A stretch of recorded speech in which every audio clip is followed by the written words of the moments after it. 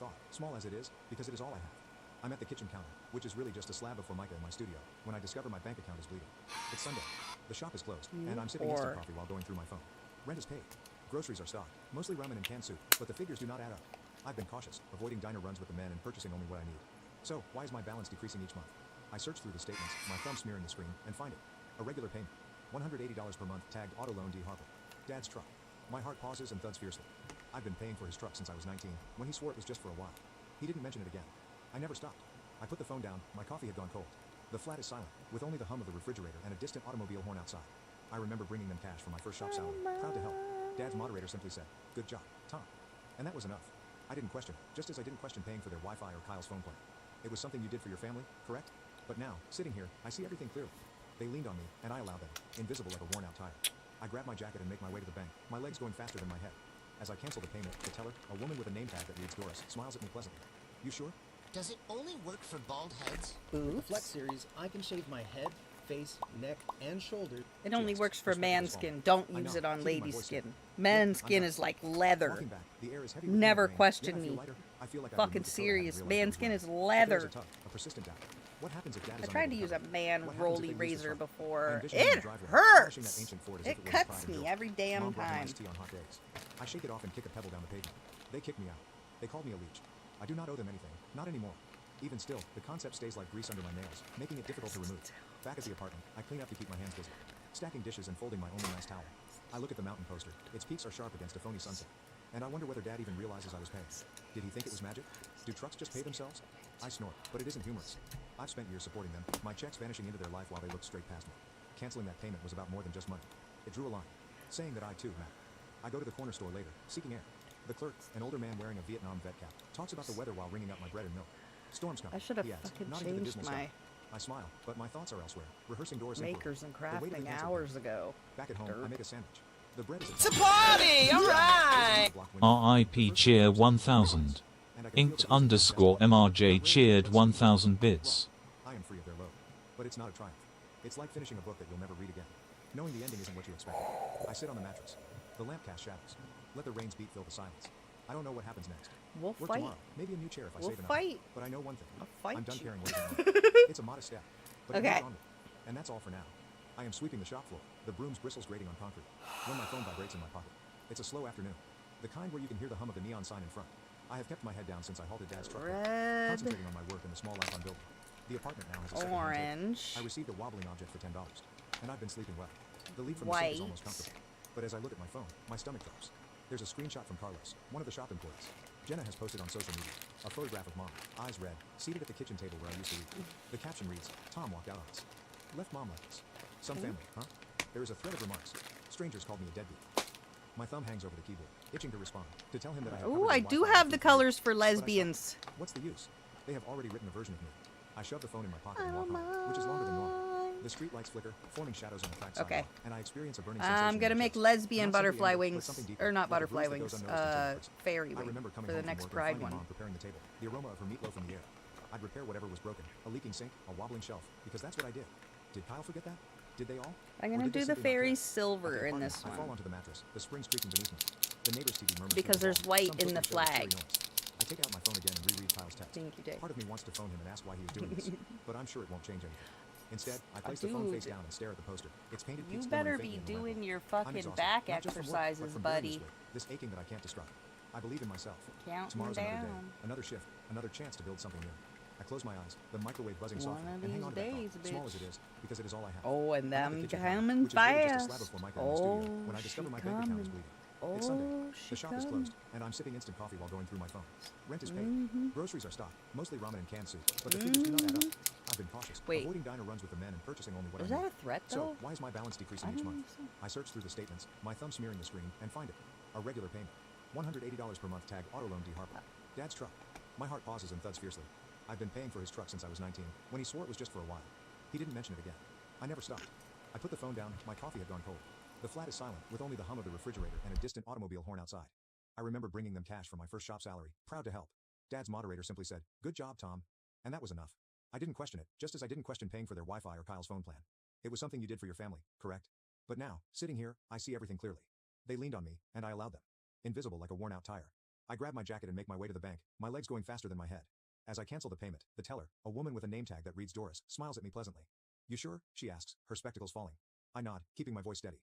Yeah, I'm done. Walking back, the air is heavy with imminent rain, yet I feel lighter. I feel like I've removed a coat I hadn't realized I was wearing. But there is a tug, a persistent doubt. What happens if Dad is unable to cover it? What happens if they lose the truck? I envision him in the driveway, polishing that ancient Ford as if it were his pride and joy. Mom brought him iced tea on hot days. I shake it off and kick a pebble down the pavement. They kicked me out. They called me a leech. Sorry to interrupt. Isn't it annoying when dads do that? I feel like you're not sorry at all. That's why you're interrupting, bitch. I do not owe them anything. Not anymore. Even still, the concept stays like grease under my nails, making it difficult to remove. Back at the apartment, I clean up to keep my hands busy. Stacking dishes and folding my only nice towel. I look at the mountain poster. Its peaks are sharp against a phony sunset. And I wonder if Dad even realizes I was paid. Did he think it was magic? Do trucks just pay themselves? I snort, but it isn't humorous. I've spent years supporting them, my checks vanishing into their life while they looked straight past me. Canceling that payment was about more than just money. It drew a line, saying that I too mattered. I go to the corner store later, seeking air. The clerk, an older man wearing a Vietnam vet cap, talks about the weather while ringing up my bread and milk. Storm's coming, he adds, nodding to the dismal sky. I smile, but my thoughts are elsewhere, rehearsing Doris' inquiry. The weight of the canceled payment. Back at home, I make a sandwich. The bread is a tad stale. And eat standing up, gazing out the blocked window. The first raindrops hit and streak the glass. And I can feel the bruising in my chest again. Not rage, but something gentle. Raw. I am free of their load. But it's not a triumph. It's like finishing a book that you'll never read again.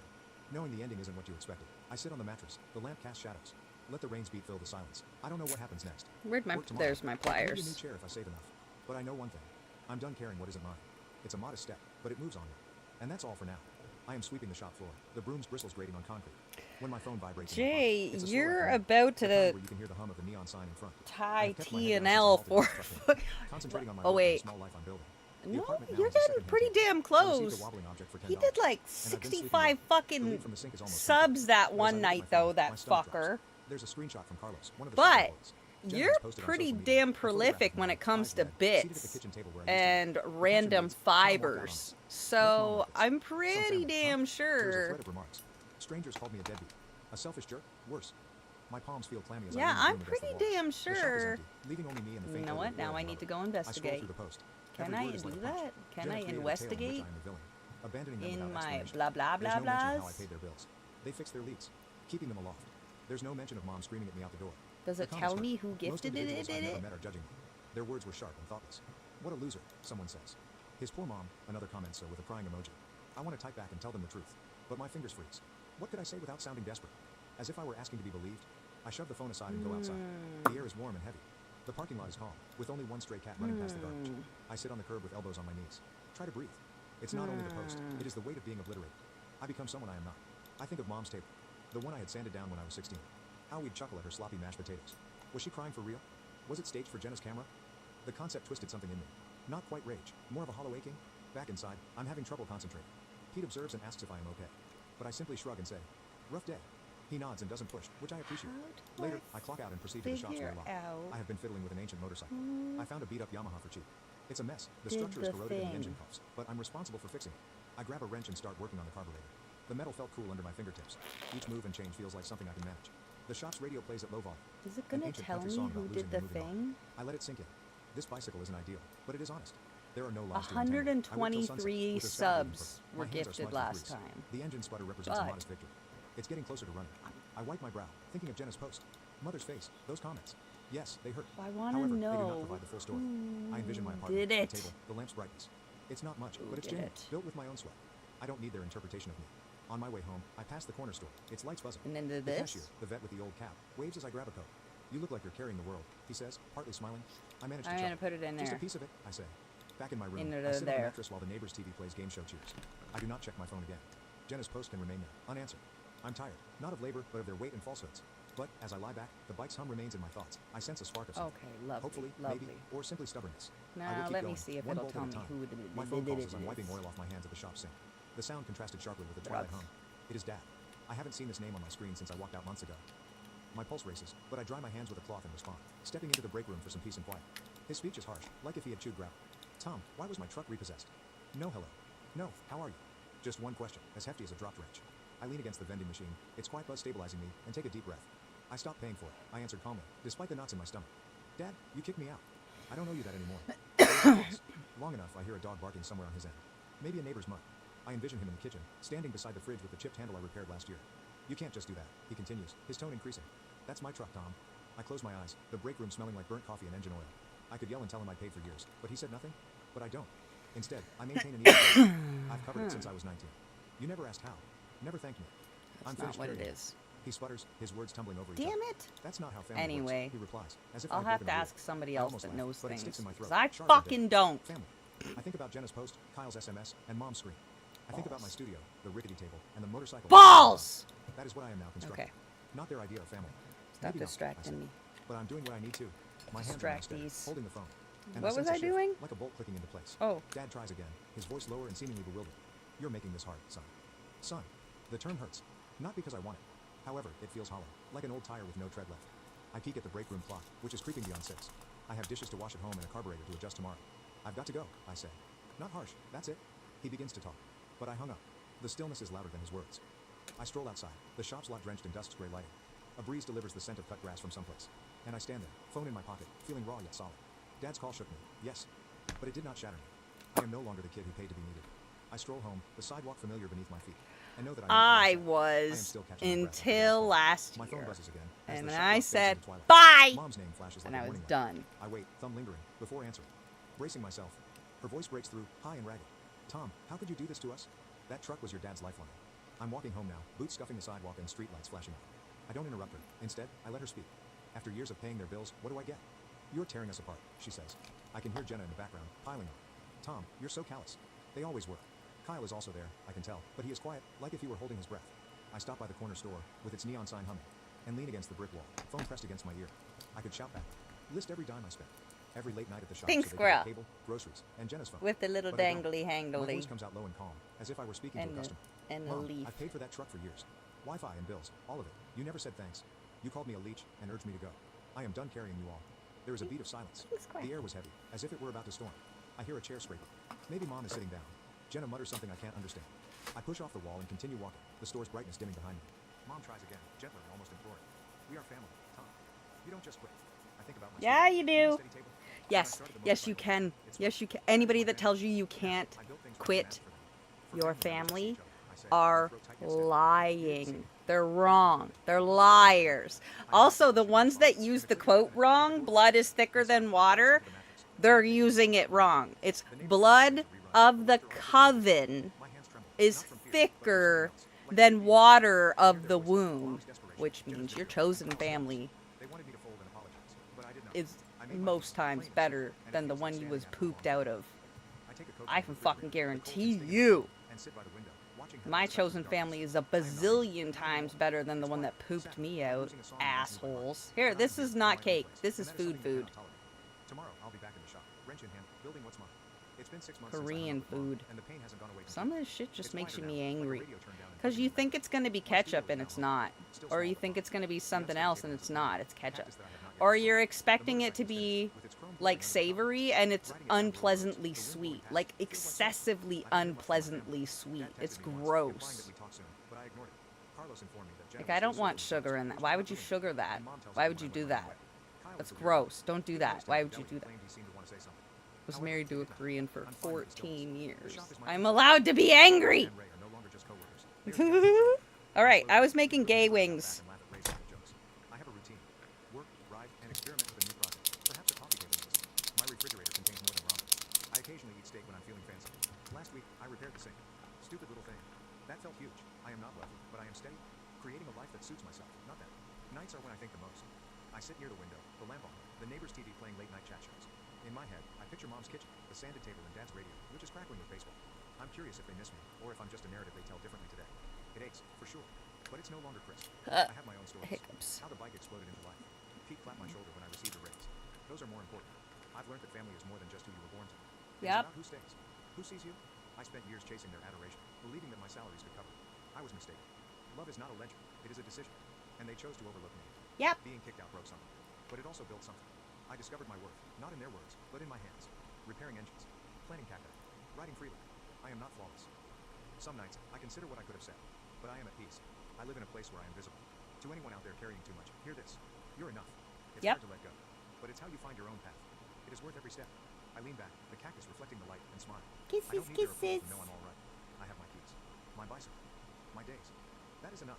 Thank you very much for viewing this video all the way through. Family may be a source of affection or the darkest form of grief. If you've ever felt abused or taken for granted by those closest to you, please share your thoughts in the comments. You never know who else may need to hear your tale. Thanks for watching and diving into this wild family drama with me.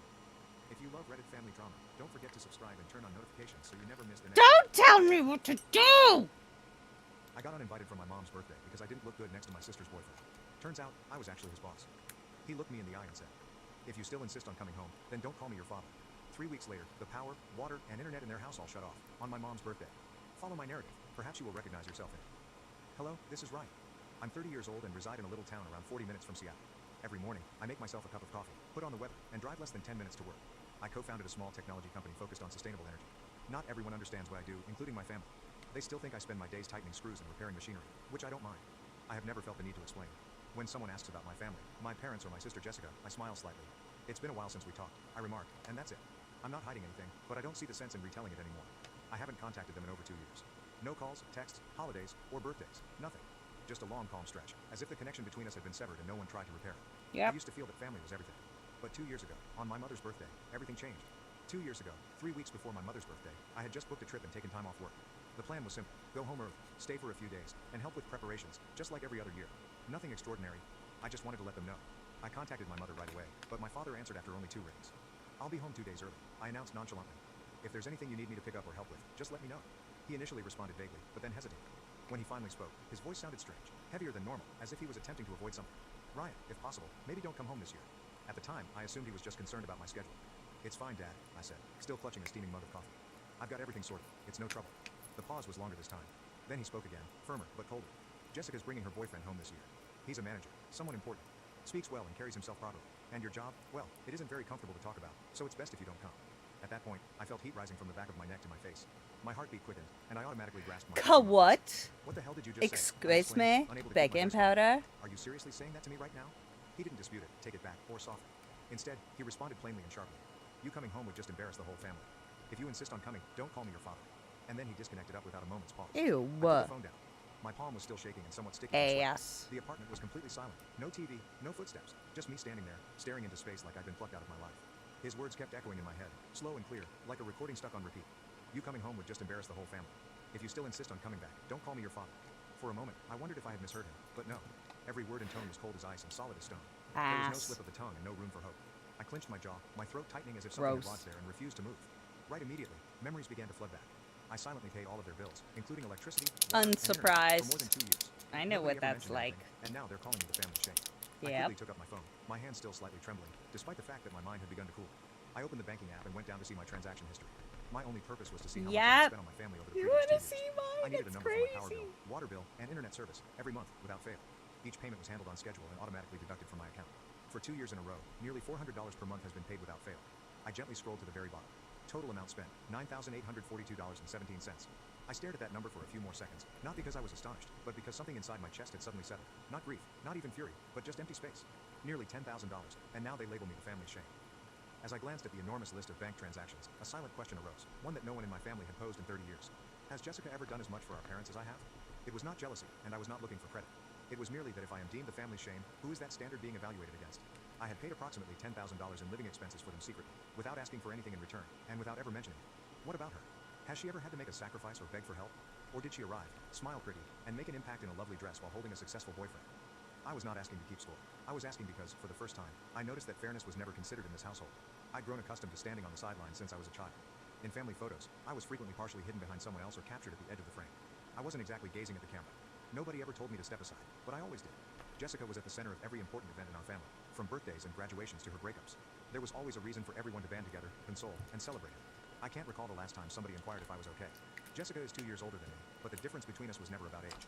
She was the hope, the future-oriented child that our parents proudly mentioned when relatives visited. And me? In the same talks, if I was mentioned at all, it was as a short footnote. Ryan. Oh, he's fine. I believe he works in technology. I used to believe that if I worked hard enough, remained out of trouble, and quietly handled everything, they'd eventually see me. However, they didn't. It turns out that when you're used to being invisible, nobody notices when you leave. I began covering my parents' utility costs, electricity, water, and internet, nearly 2 years ago. My mother called first, and everything started there. That day, she moaned about how the cost of living had risen, how this month's bills had unexpectedly increased, and how their retirement income was no longer sufficient. Then, gently and hesitantly, she said, "If you could help us even a little, it would mean a lot." I agreed. At the time, I assumed it would be only a few months until things settled down. However, the months that followed looked precisely like the previous one. Nobody mentioned terminating it, and there was no backup plan. Every now and then, I'd ask, is Jessica helping out at all, Mom? She'd always evade the topic. Sometimes she'd say, just help us this month, your sister will pitch in next time. Other times, your sister's covering Dad's medical stuff, that's not easy either. I heard those lines so many times I could recite them by heart, and I just smiled and let it go every time, because I knew none of it was true. So I kept sending the money, nearly $400 per month though, reliably and quietly, without complaint. Nobody mentioned it. It wasn't that I didn't care, it was simply that I felt it was the correct thing to do. I used to think that if I was quiet and responsible enough, they would notice. Nope. But today, after everything, they look at me and say, I'm the family shame. After a time, everything around me was silent, and I just sat there, paralyzed on the couch. I still had my phone in my hand. I wasn't angry or heartbroken anymore. There was only one clear emotion sitting in my chest, something like, that's enough. Following that, I opened my banking app. I scrolled down to the automatic payments section, where I had set up monthly transfers to cover my parents' expenses for power, water, and internet. I tapped into each thing one by one and canceled them without hesitation. I did it softly, not to avenge myself, but to preserve the one thing I still had. A semblance of self-esteem, the only thing they hadn't taken away from me. About a week later, I received the first message from my mother, in the same soothing tone she always used. There was no mention of what had happened, nor was there an apology. I just got a notice that the internet bill is due. Can you take care of it? I read the message, glanced at the screen for a time, and then placed the phone down without responding. Not because I was attempting to make a statement, but because, after all, the first thing they thought to say was a request. Pay the internet bill. There was no, are you okay? Or even a basic, can we talk? So I remained silent, and that silence, to me, said everything. 2 weeks later, my father called. The phone rang a few times before stopping. I didn't respond. A few minutes later, he left a voicemail. His tone was sharp and impatient, as it usually had been. The power company called. This month's bill hasn't been paid. What's going on? There was no worry, no mention of what he said the day I called to say I'd be home for Mom's birthday. I listened to the message, then turned off the screen and placed the phone face down on the table. And just like that, I remained silent until my mother's birthday. My mother's birthday was around 3 weeks after my father advised me not to come home. The party went on as normal, with her favorite roasted chicken, cake from her favorite bakery, and a few close relatives gathering around the dinner table. Except for me, everything had been meticulously planned and executed. That afternoon, at precisely 4 p.m., I was sitting in my living room with a cup of coffee that had long since gone cold when my phone chimed. It was my mother calling. I gazed at her name on the screen for a few seconds before putting the phone down. I didn't respond, didn't even think twice. My dad called a few minutes later, followed by Jessica. 3 calls in less than 10 minutes, I let them all go. There was no curiosity, no one to reply. I stayed where I was, leaning lightly against the back of the chair, my gaze fixed on the fogged-up glass. The sky outside was a drab gray. No rain, but cold in that silent, creeping manner that suggests winter has just brushed up against your threshold. The communications began to arrive approximately 10 minutes later. Mom was first. Ryan, the power has been turned off. The entire house is dark. Please pay the bill. I picked up the phone and read her message in silence. There was no anger or surprise, just a calm hollowness creeping through my chest, the type you get when you've spent years caring for a family and you're the only one left to bear the burden. Then my father said, no water, we can't cook. Handle it now. Following that, Jessica replied, internet's down. Guests are arriving. Please fix this urgently. I looked at the clock, 5:12 p.m. I remembered clearly. I canceled all automatic payments exactly 3 weeks ago, immediately after my father informed me that if I insisted on coming home, I should never call him Dad again. And now, in the midst of the birthday party they had instructed me not to attend, everything began to shut down. Power, water, and the internet. Each one vanished just when they needed it most. I didn't text back or call. I didn't feel the need to explain. I merely sat there, carefully rotating the cold coffee cup in my hands, my eyes still fixed on the window, as if seeing past all I could see. And in that moment, I realized they weren't phoning because they missed me. They were calling because there was no one left to shoulder their weight. Around 6 p.m., my phone began buzzing again, this time nonstop. Yet it wasn't my parents or Jessica anymore. It was the relatives, who only visit on holidays yet feel entitled to pass judgment. The communications arrived in waves. Some people labeled me disrespectful. One remarked openly, you embarrassed your mother in front of the whole family. Another, more subtle but just as Who devastating, fucking cares? said, your sister was right. People like you shouldn't show up on a happy day. I read through each message without responding. Okay, Not because cool, pride I won't implied agreement, then. But because I'd grown tired of explaining myself to people who always chose the louder throng above what was right. I was about to put down the phone when the screen lit up again. Aunt Lauren was the only family member who still trusted me. She was calling on video via an ancient app that only she and I still used because we were the only ones who cared enough to look each other in the eyes when it counted. I paused for a bit before answering on the second ring. The first thing I saw was her face, somewhat obscured by the yellow illumination from the kitchen behind her, a location I knew like the back of my hand. Every crack in the wall and every noisy cabinet. But tonight the room felt different. There were clinks of silverware, uneasy laughs, and random small conversation in the background. She glanced at me through the screen, her eyes warm and troubled. You're not going to pay for it, Ryan. Her tone was light, as if she were trying to figure out what was going on. I peered into her eyes, and when I finally spoke, my tone was sluggish, as if I was dragging up something I had buried for too long. You know, Auntie, it was Dad. Told me not to come. I gulped hard. He said if I still insisted on showing up, I shouldn't call him my father anymore. She became quiet. Her eyes changed, as if she was studying the room behind her. Right then, the call devolved into mayhem. I could hear my mother's voice through the noise. Tell him I'm ashamed of him. On this day, of all days, how could he do this? My father said sharply and loudly, it's not that serious, it's just paying a few bills. What kind of man gets petty over money? Another voice, I believe it was my uncle. Poor Jessica, having to deal with a brother like that. Footsteps approached the camera. Jessica appeared behind Aunt Lauren, arms folded and lips twisted with annoyance. He even picked up the call? Mom's been crying all day, does he even care? Seriously, no shame at all. I didn't say anything. I just observed and remained silent, as if it were the only way to defend myself. I departed. Just as I was ready to end the call, another face came on the left side of the screen. A young man with perfectly combed hair and a dark suit. He stared at me with confusion in his eyes, then smiled hesitantly. Hey boss, he replied, his voice somewhat scratchy, as if he wasn't sure if the words belonged in this situation. I froze. My gaze remained fixed on the screen, and I unconsciously grabbed the phone closer. I had not expected this. Not here, not on the night when everyone felt I was too much of a shame to be invited. I stared at him for a few seconds longer, and then it all clicked. His expression, the way he spoke. Of course, he was one of the new personnel who had lately transferred from our southern branch. We'd exchanged a few emails and he'd sent me 2 reports, but I had no idea he was Jessica's boyfriend, the one everyone was trying to impress. The room behind Aunt Lauren appeared to hold its breath. I noticed her look over her shoulder, and the kitchen erupted in a frantic commotion. Then someone said quietly, "Wait, what did he just call Ryan?" Another voice followed, confused. "Boss? Does that mean Ryan is Jessica's boyfriend's boss?" The whispers grew like a rising wave, overlapping and uneasy. And me? I just kept looking at the screen. No nod, no denial. I am simply waiting to see where it goes. And right then, the young man stood up straighter, looked past the camera to the others in the room, and spoke plainly. "In case you didn't know, I work at Pacific Terratech. Mr. Ryan is one of the company's co-founders." His remarks were crisp and obvious, loud enough to cut through the clatter of dishes and murmuring, and the room fell into an unusual quiet. It's not awkward, simply stunned. I still did not say anything. I pushed my lips together and gave a soft nod of confirmation. He returned his gaze to the computer, eyes wide, and I said calmly, evenly, as if the words had been waiting for him, "Hope your big introduction goes perfectly." Then I disconnected up. That night, I slept soundly, no tossing and turning, no jolting up in the dark with old questions replaying through my mind. For the first time in years, I felt light. Not from satisfaction, but because they finally recognized who I was. The next day, before the sunlight had fully filtered through the thin curtains, I went for my phone and checked my emails as usual. A few meeting reminders, a couple of accounting comments, and then I noticed a name I didn't recognize in the from field. Hudson Kane. I opened the email. The first line struck me immediately. "I'm sorry, I didn't know you were Jessica's brother. I've always respected you at the company." I arched an eyebrow, leaned into the pillow, and continued reading. Hudson wrote that he had been truly astonished to discover of the family link between me and Jessica, and then without sidestepping or softening it, he stated, "I didn't expect her to be like that. I'll be ending this relationship. Thank you for not putting me on the spot before everyone." I laid the phone on my chest and closed my eyes briefly. It took me a few minutes to reopen the inbox and begin typing my response, slowly, clearly, and without embellishment. "Hudson, that's your matter. I don't expect anyone to make decisions to stay in my good graces. Think carefully before you do anything. And for the record, I don't bring family into the workplace." I pressed send. No more thought, no lingering emotion. For me, that was sufficient. Some things, once clarified, I don't require anything else. Around 10 a.m., while I was winding up a meeting with the department heads and taking notes, my phone rang in my pocket. I pulled it out and saw the name Jessica, my sister.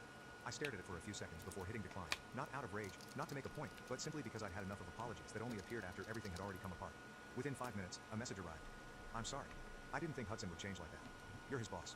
If you said something, I'm sure he'd listen. Please talk to him. Ask him to come back to me." After reading it, I approached the hallway window and leaned against it. I reviewed the message several times before typing my response, which was neither too long nor too short for her to understand. Hudson didn't leave because I told him to. He left because of how you live, how you treat people, how you look down on what you don't understand, and how you always assume that with a soft enough voice you can steer anyone. I pressed send, put the phone back in my pocket, and returned to my desk. However, less than a minute later, another message arrived. "I know I messed up. This time, I mean it. I'll change. Please believe me, just this once." I did not respond. I read it, sat with it for a bit, and nothing moved inside me, not because I didn't care, but because I finally understood. Sometimes the distance between two people isn't in the apology. It's in when the apology arrives. I gently deleted the message, leaving nothing behind, and returned to my current life. A week later, on a Friday afternoon, as I walked back into the home from the garage, I froze on the porch. My parents stood at the front door, each holding a little suitcase, their faces drawn with exhaustion from the long travel. I didn't ask why they were here, if they'd traveled all the way out to see me. It wasn't a casual visit. I opened the door and welcomed them in. No I wouldn't have. No forced politeness, just a simple choice. All right. Have that conversation outside, where the wind was picking up on the porch. We sat in the living room. Lesbian colors. It's gotta dry, and then I'll peel it. In a quieter tone than normal.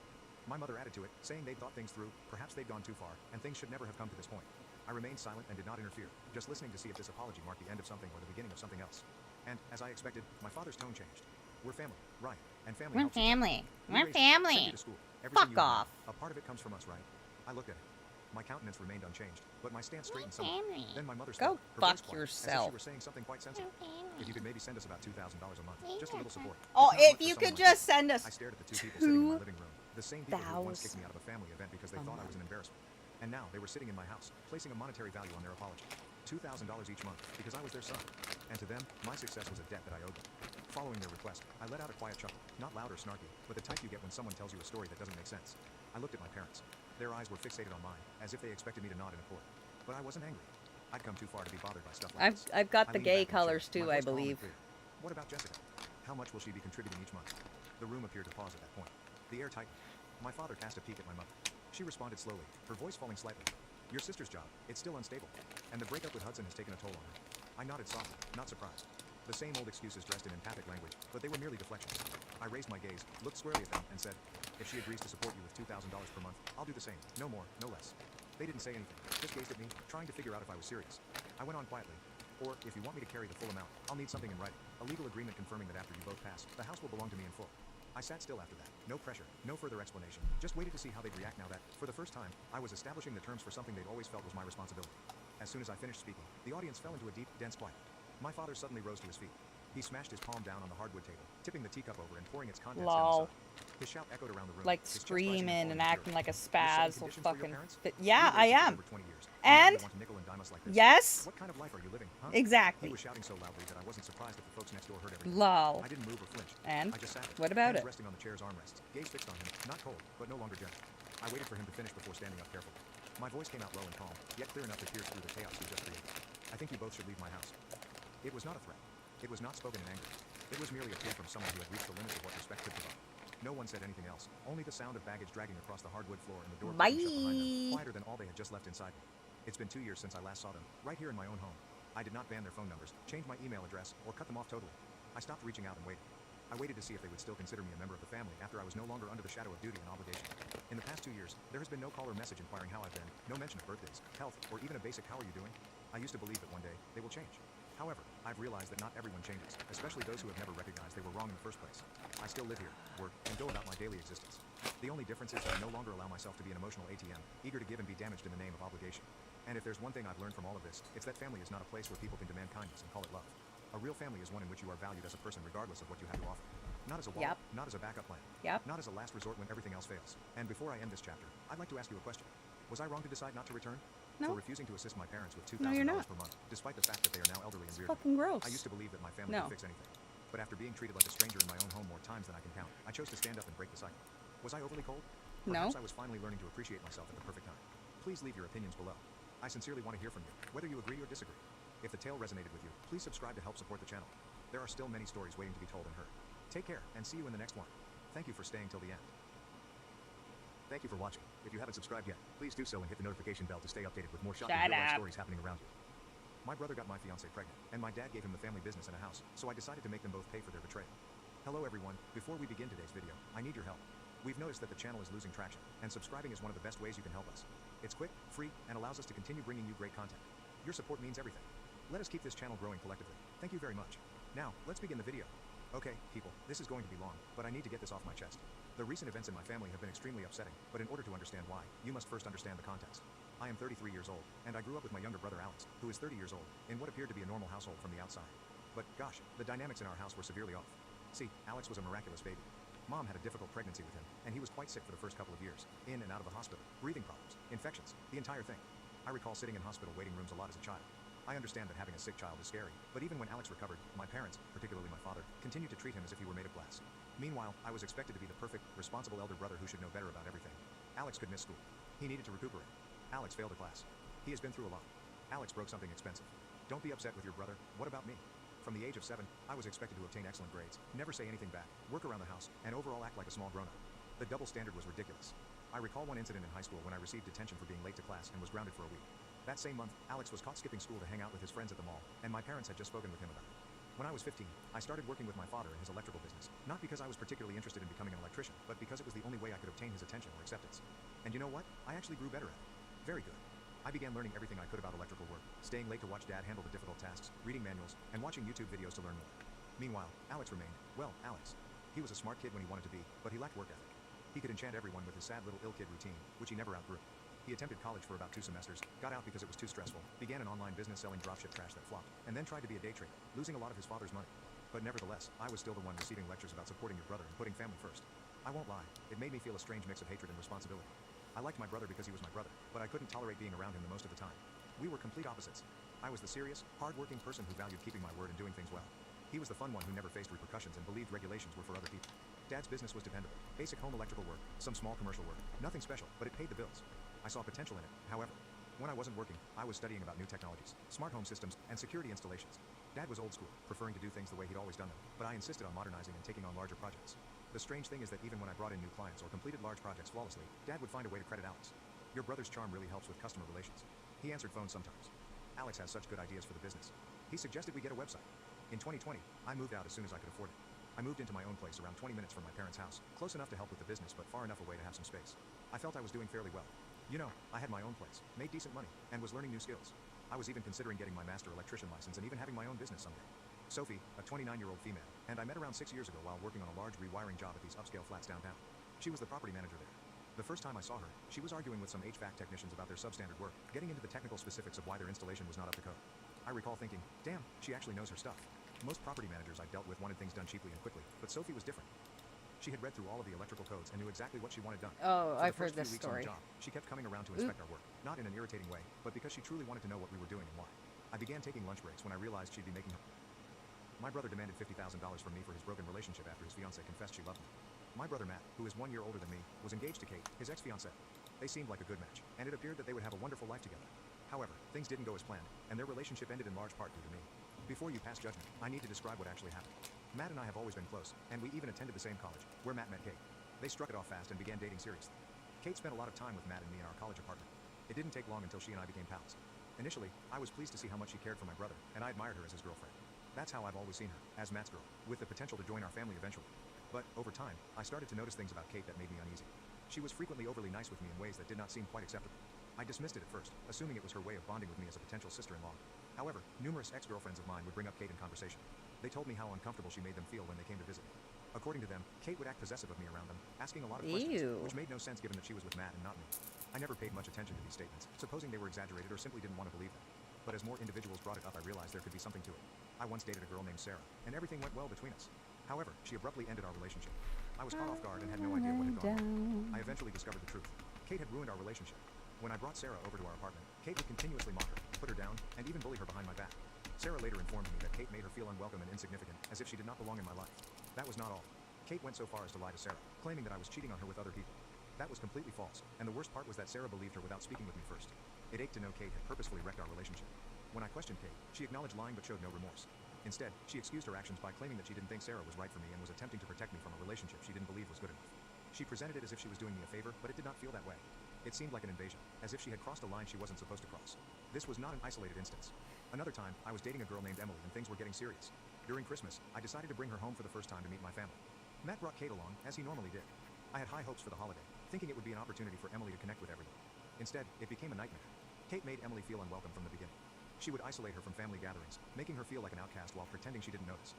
Emily later told me that she thought Kate despised her and treated me with jealousy. She followed me about all day, never allowing Emily or myself any space or solitude. Eventually, Emily couldn't handle it any longer, and we split up. These experiences made me feel stuck. I wasn't sure if Kate had feelings for me because she had never expressed them.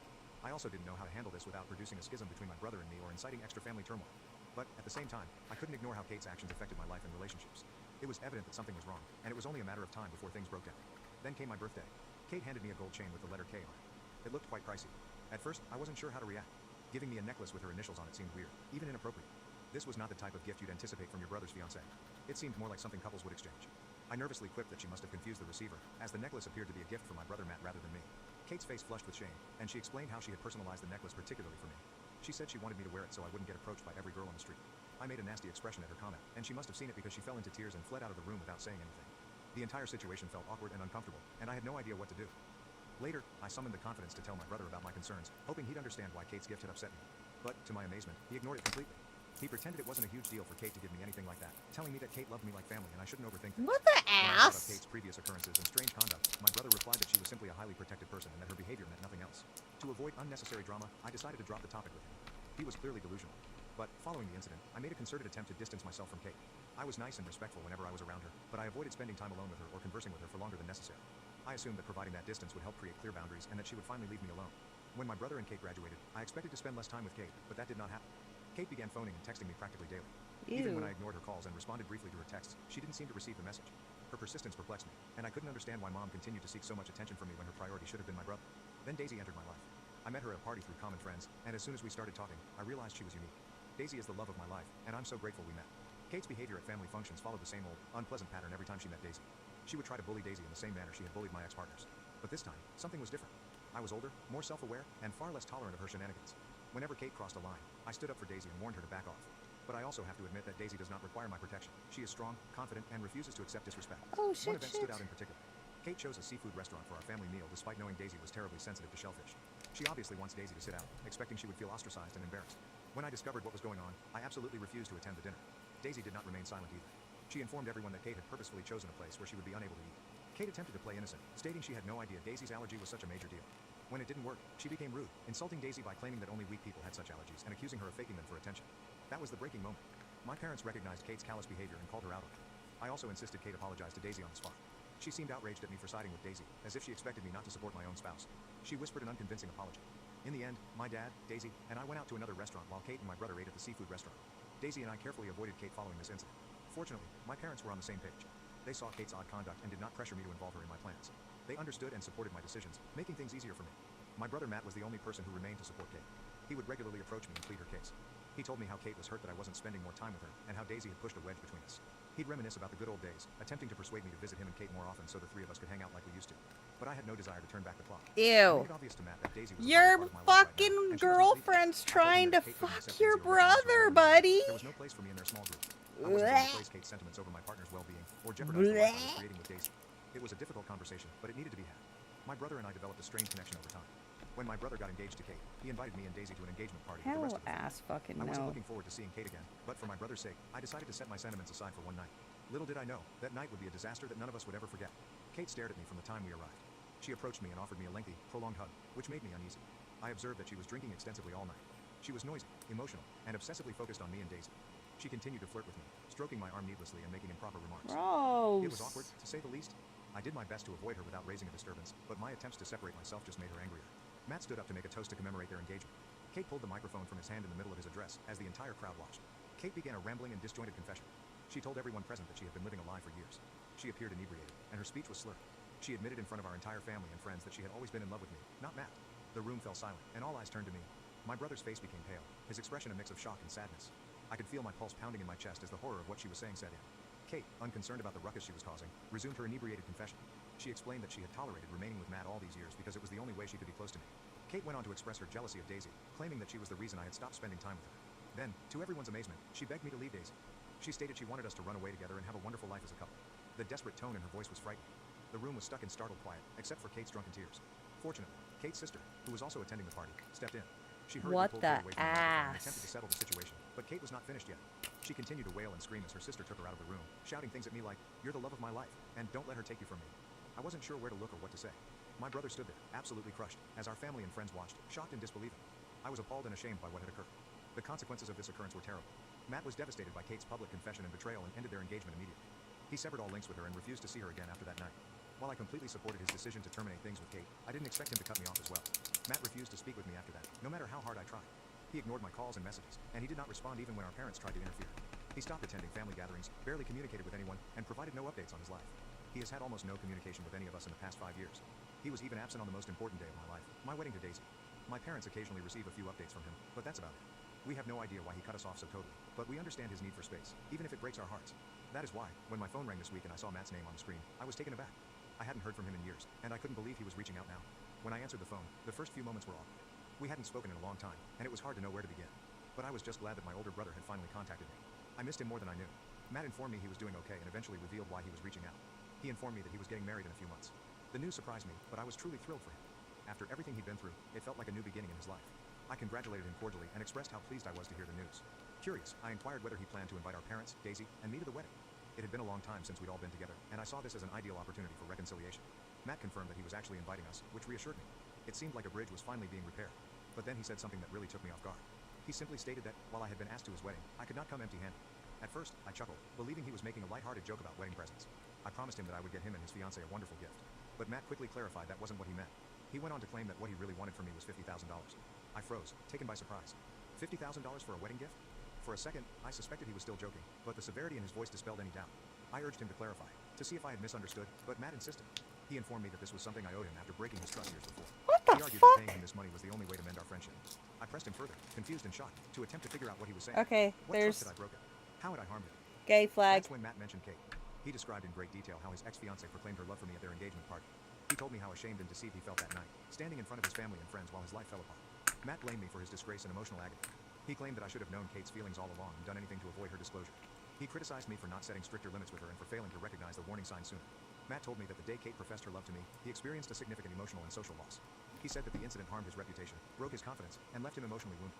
In his mind, the $50,000 was more than just a wedding present. It was compensation for the agony and humiliation he felt I had caused him. He saw it as an opportunity for me to take responsibility and make things right. Obviously, I informed Matt that I couldn't do what he asked. I informed him that he was insane for ever suggesting something like this. But Matt persisted in giving me a few days to rethink, implying that if I did not pay him the money, our relationship would be gone forever. Yeah, okay, Honestly, bye then. This feels like an ultimatum, and it has left me angry and very saddened. My wife believes my brother has lost his mind, but some of my cousins agree with Matt. They believe I should at least consider compromise and compensating him, as he has suffered greatly as a result of my actions. Okay, Reddit, here's an Your update. Matt's demand actions? has stunned my parents just as much as it has me. When I This told them what he fucking had said, bitch they was couldn't believe that after crazy. years of silence and no attempts to communicate, Matt had simply come out to demand $50,000 from me. They are upset on my behalf, especially given the emotional toll the issue with Kate took on me and Daisy. My folks are fully on my side. We are now preparing a proper sit-down with Matt to resolve these concerns once and for all. The idea is to figure out what's going on with him and grasp his motives. We want to know if this $50,000 demand is truly what he believes will resolve our differences, or if something deeper is fueling his hatred. I'm also hoping that this discussion will allow Matt to see things from my perspective. I want him to understand that I was never the cause of what happened between him and Kate, and that blaming me is not the answer to his sorrow. To everyone who is wondering if I flirted with Kate or somehow led her on, let me be very clear. I was never drawn to her from the start. I respected her because she was important to Matt. Any feelings she had for me were totally her own. I never gave her any cause to believe I had anything more than platonic respect for her. Kate repeatedly crossed boundaries, despite my attempts to remove myself. She drove away several ex-girlfriends of mine by lying, bullying, and being bossy. She became envious and hateful when Daisy entered my life, and she made it her purpose to mistreat her whenever possible. Matt wasn't immune to her actions either. He noticed how uncomfortable she made me and how antagonistic she was to Daisy and my ex-partners, but he never discussed it with Kate. He didn't confront her or try to improve the situation. That stings also because I believe he knew deep down that what she was doing was wrong, but he decided to look the other way rather than confront her. It's as if he expected me to simply tolerate her antics for the sake of peace, no matter how much stress they imposed on me. Also, what kind of grown woman gets drunk and professes her emotions for her fiancé's brother at their engagement party? That moment was both mortifying and awful. She showed no respect for her relationship with Matt, for me, or for Daisy. I'm pleased Matt and Kate are no longer together because I believe this inappropriate dynamic would have persisted indefinitely. Update 2. It has been a month since my last update. Last week, after much back and forth, my parents, Daisy, and I finally met with Matt. He had made numerous reasons not to meet us, dragging his feet and avoiding any meaningful talk. My parents, however, remained strong. They insisted that we clear the air and strive to reconstruct what was destroyed. Initially, the meeting was difficult. Matt was defensive, and he began by admitting that he had been nursing a grudge against me all along. He stated that Kate's behavior caught him off guard, which contributed to his estrangement from me. He also began accusing me of having an affair with Kate on the side, implying that there might be more to the story than I or Kate had revealed. The charge stunned me, and I told him unequivocally that I would never do anything like that to him. I had always respected the bounds of his relationship with Kate, even when she was acting inappropriately. I wasn't about to let him accuse me of anything so ridiculous without a fight. Daisy also spoke out for me. She explained to Matt that Kate's activities had harmed the entire family, not just him, and that we had all been touched by her behavior. She reminded Matt of all the times he had picked Kate over me, despite her toxic behavior, and told him that he should have seen this coming much sooner than I did. Daisy told him bluntly that what he was doing to me was emotional manipulation, and that he shouldn't punish me for what had happened when I, too, was a victim like him. He needed to move on from his past. Daisy's powerful, clear voice drew Matt in and made him listen. I also informed Matt how many times I tried to contact him over the years. I emphasized that I could have discussed these issues with him years ago. I didn't shut him out. He cut us off without explanation. This is when Matt informed me that he was too humiliated to face me back then, that everything had been so overwhelming for him, and that he believed cutting us off was the best move for his mental health. While I understood his desire for space at the time, I couldn't figure out why, after all these years, he was asking me for money. That's when Matt revealed the true reason. He stated that the $50,000 he was requesting represented the amount of money he had spent on Kate over the years, including trips, presents, and any other costs incurred throughout their relationship. He believed that because Kate fell in love with me and I was the reason their relationship ended, I owed him the money as reparation. It was as if he was attempting to rationalize the absurdity of the situation by presenting it as a debt I needed to repay. I sat there in full shock as Matt continued to rationalize his ludicrous request. I told Matt straight up that he was only looking for ways to vent his rage on me. His focus should have been on Kate, the person who made those decisions and caused all of the anguish, not on me. If he wanted recompense, he should have asked her to pay rather than me. I was not the one who behaved inappropriately. I was not the one who lied or crossed boundaries. Kate was the one who made the issue, but I was getting blamed for it. Matt seemed to be grabbing at straws, blaming everyone save the person who had genuinely mistreated him. My mother was also unable to keep back. She informed Matt that asking me for money was extremely inappropriate and that he should stop acting like a crazy person. My father agreed with her. My brother turned on my parents and began accusing them of always favoring me. You both should stay out of this matter. You always support him no matter what, he cried. Kate left me for him, and you two are taking his side. He's clearly the golden child. You both always favor him no matter what.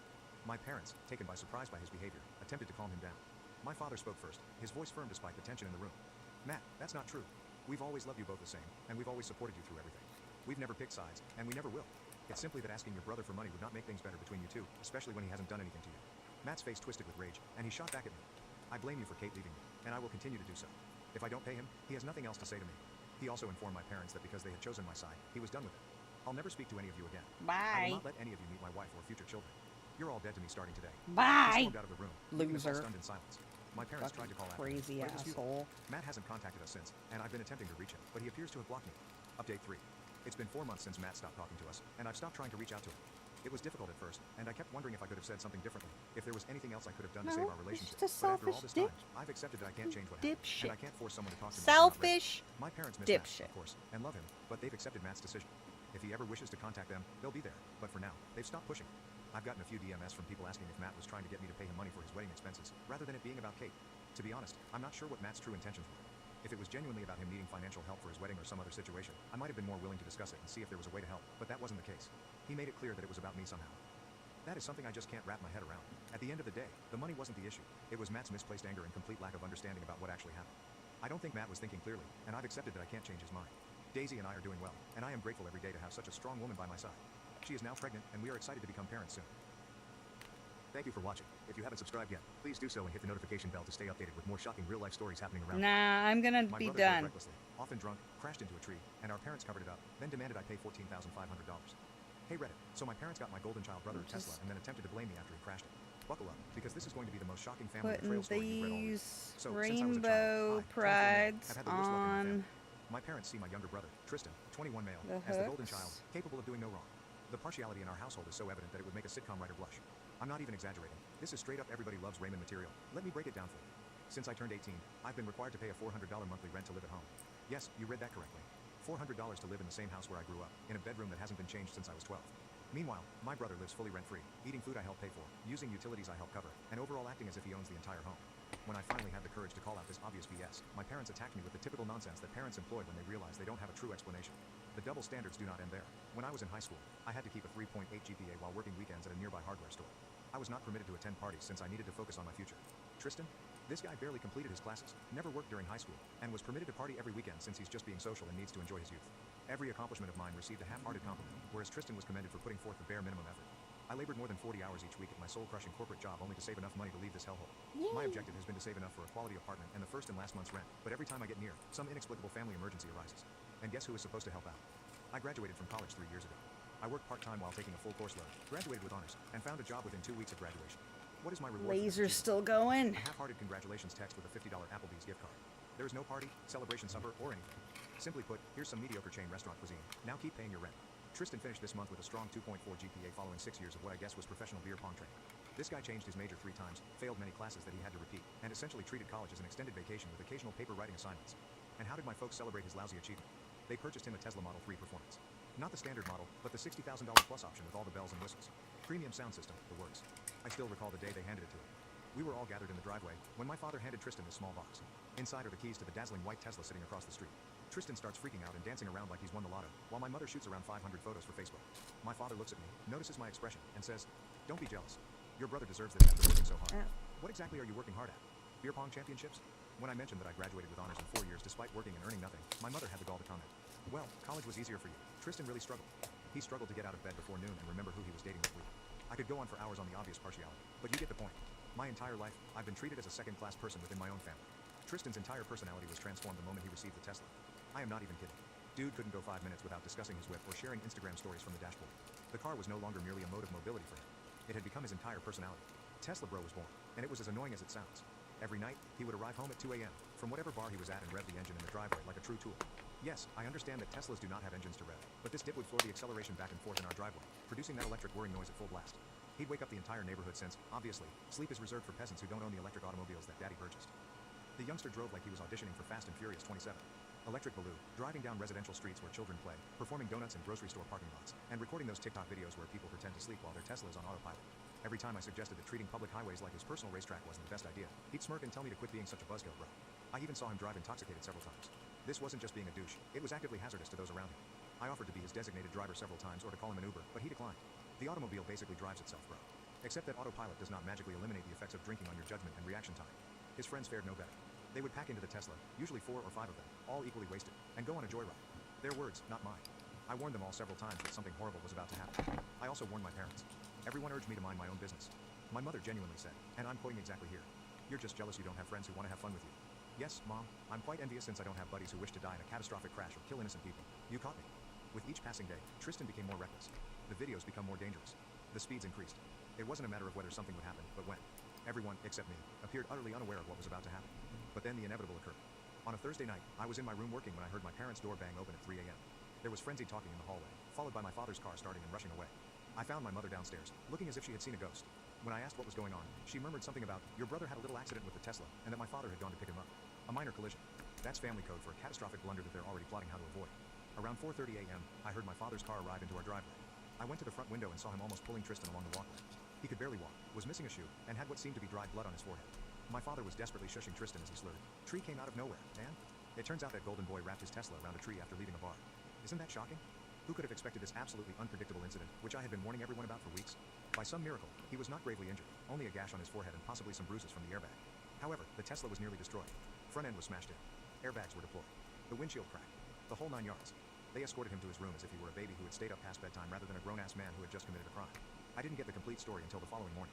Tristan had been to the Rusty Nail. He got completely inebriated with his equally intelligent companions and then concluded that driving was an excellent idea.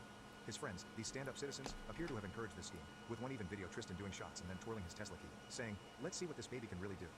On his way home, he turned an extremely fast corner, lost control, jumped the curb, and plowed into a large oak tree owned by a poor homeowner. My father arrived ahead of the police. According to my mother's whispered phone call to my aunt, which I completely overheard, my father handled the situation with the homeowners. I have no idea what he promised them, but knowing my father, it was not cheap. He probably wrote them a check right away and forgot about it. The true mystery was how he persuaded them not to report the incident to the police. They had the Tesla towed to our garage. All right, ready. Massive metal middle finger. The front end had entirely caved in. The hood collapsed like an accordion. Both airbags had deployed, leaving a strange powder residue across the interior. The windshield was a spiderweb of cracks, and one of the front wheels was reformed at an angle that was clearly not factory Two standard. more It sets was now a tomorrow. $60,000 paper. Because they're sticky and I don't want to do them my yet. parents arranged a family meeting in the living room. Throughout the history of family Anyway. meetings, no one has ever been called to deliver good news. Nobody ever calls a family meeting and says, "Hey, we're all going to Disney World." So I entered the living room. My parents were seated That's on the couch, enough making those serious faces you see when someone is ready to beg crafts for a for favor. tonight. Tristan slouched in the armchair, swiping through his phone as if the entire situation was a little inconvenience, diverting his attention away from his We'll crucial mess TikTok around music. again The bruise on probably his face had turned a gorgeous shade tomorrow. of yellow-purple, which actually complemented his attractiveness. My father cleared his throat and That's looked it at for with that me. fake serious Thanks for expression stopping by. he was going to say Appreciate you something being absolutely here. absurd. Don't